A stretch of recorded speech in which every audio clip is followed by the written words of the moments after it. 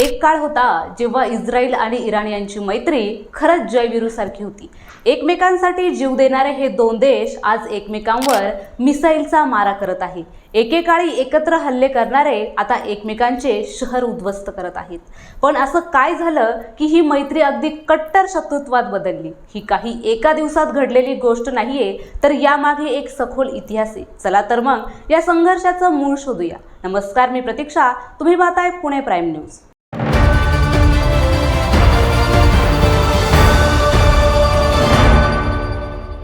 Iran आणि इस्रायलमध्ये गेल्या अनेक वर्षांपासून शीतयुद्ध सुरू आहे, पण आता पुन्हा 13 जून 2025 पासून युद्ध सुरू झाले। यामध्ये झालेल्या एका मोठ्या हल्ल्यात इस्रायलने इराणवर अनेक हवाई हल्ले केले, ज्यामध्ये तेहरानच्या आण्विक आणि लष्करी स्थळांसह अनेक लक्ष्यांवर हल्ला करण्यात आला।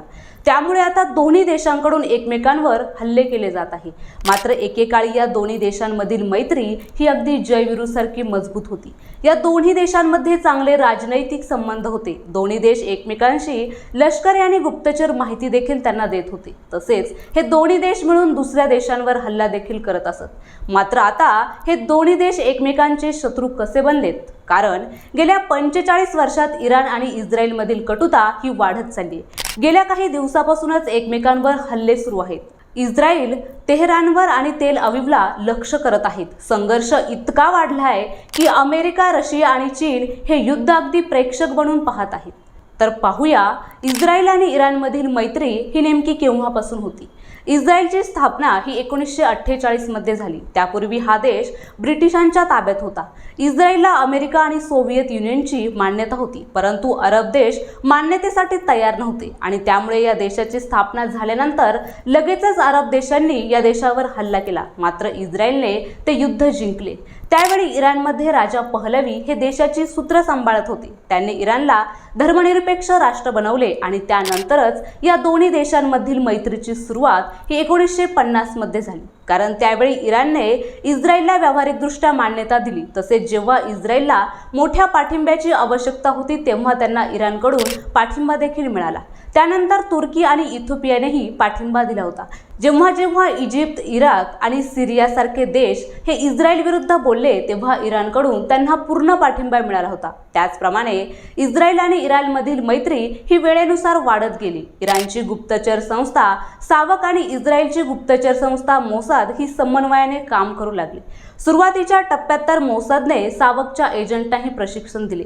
इराणी सैनिक सबमिशन गन आणि इतर शस्त्रांचे प्रशिक्षण घेण्यासाठी इस्रायलमध्ये जात होते। त्यानंतर इराण आणि इराक संघर्षादरम्यान सुद्धा इस्रायलने आपल्या मित्राला मदत केली होती। कारण इराणकडे मोठ्या प्रमाणावर तेलाचे साठे आहे आणि त्यावेळी इस्रायलला तेलाची गरज होती। तर 1960च्या दशकात इस्रायलला इराणकडून नेहमी तेलाचा पुरवठा व्हायचा।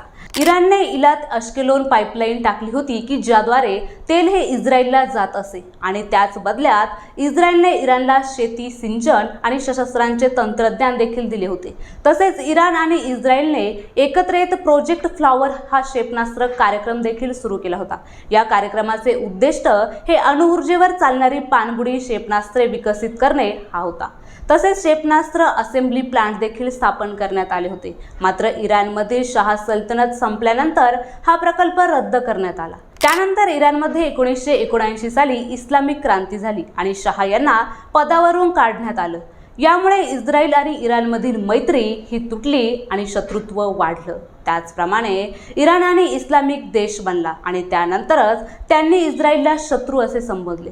कालांतराने हे शत्रुत्व इतके वाढले की इराण इस्रायलला आपला एक नंबरचा शत्रू मानू लागला। इराणने हिजबुल्लाह त्याचप्रमाणे हमास सारख्या संघटनांना पाठिंबा दिला आणि त्यामुळे इस्रायलने इराण हा आपल्यासाठी धोक्याचा आहे असे समजून दोन्ही देशांमधील वाद हे आणखीच वाढू लागले आणि त्यानंतरच 2024-25 मध्ये परिस्थिती ही थेट युद्धाच्या उंबरठ्यावर येऊन आता त्याचे थेट युद्धात रूपांतर झाले। इस्रायल आणि इराण एकेकाळी हातात हात घालून चालणारे दोन देश आज एकमेकांना नष्ट करण्यासाठी सज्ज आहेत। मैत्री, व्यापार, संरक्षण सगळं बाजूला पडलं आणि राजकीय बदल, धार्मिक टोक यामुळे ही जुनी मैत्री रक्तरंजित शत्रुत्वात बदलली। पण एक प्रश्न अजूनही तसाच आहे, या संघर्षाचा शेवट हा काय होणार? युद्ध थांबेल की पुन्हा कोणतं नवीन युद्ध जन्म घेईल?